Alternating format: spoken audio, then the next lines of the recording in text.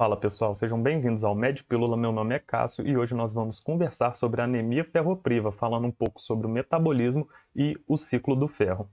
Bom pessoal, sobre o metabolismo do ferro, o que é interessante a gente saber, né?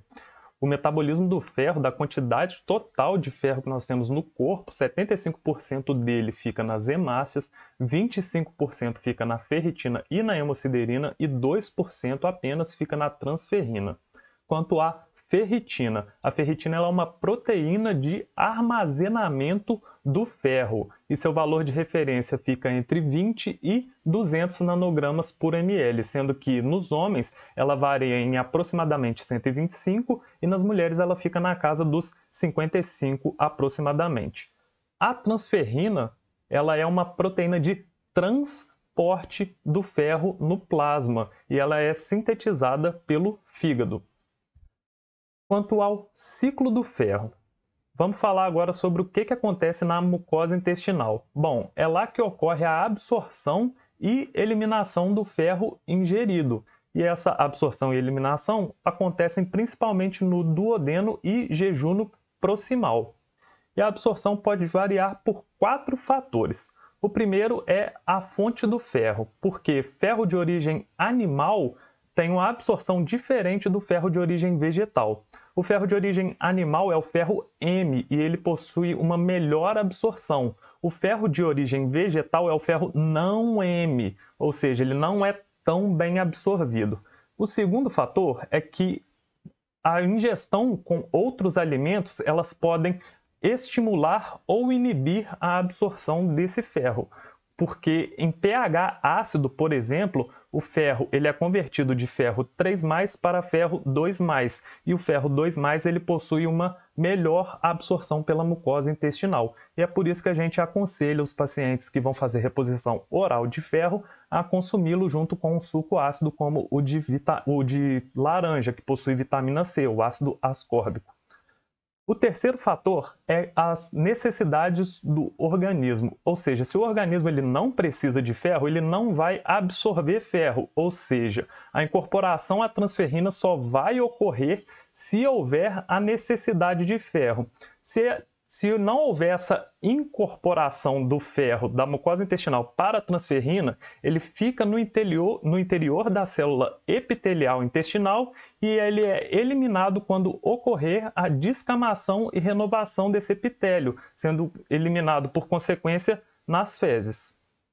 O quarto e último fator intestinal é a epsidina, que é um hormônio sintetizado no fígado e ele possui um feedback negativo sob a ferroportina. Ferroportina porta, ou seja, é por onde o ferro vai sair da célula epitelial intestinal e vai se ligar à transferrina. Se nós temos menos ferroportina, tem menos locais para o ferro deixar a mucosa intestinal e se ligar à transferrina.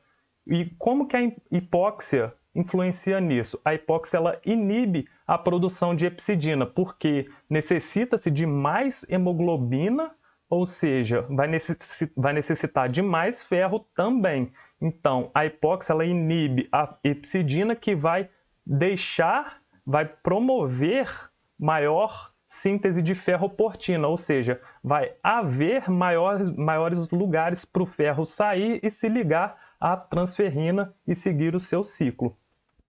Outra coisa é que o ferro e citocinas inflamatórias, elas promovem um aumento da epsidina, ou seja, promovem indiretamente a diminuição da síntese de ferroportina. Agora, na medula óssea, o ferro ocorre duas coisas com ele.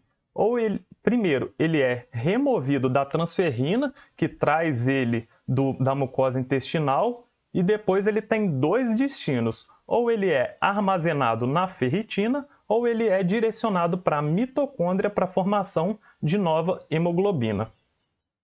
Quanto ao ciclo do ferro no baço, é para lá que são direcionadas as hemácias senis. E os macrófagos eles vão fazer a dissociação dessas hemácias no componente globina e no componente M.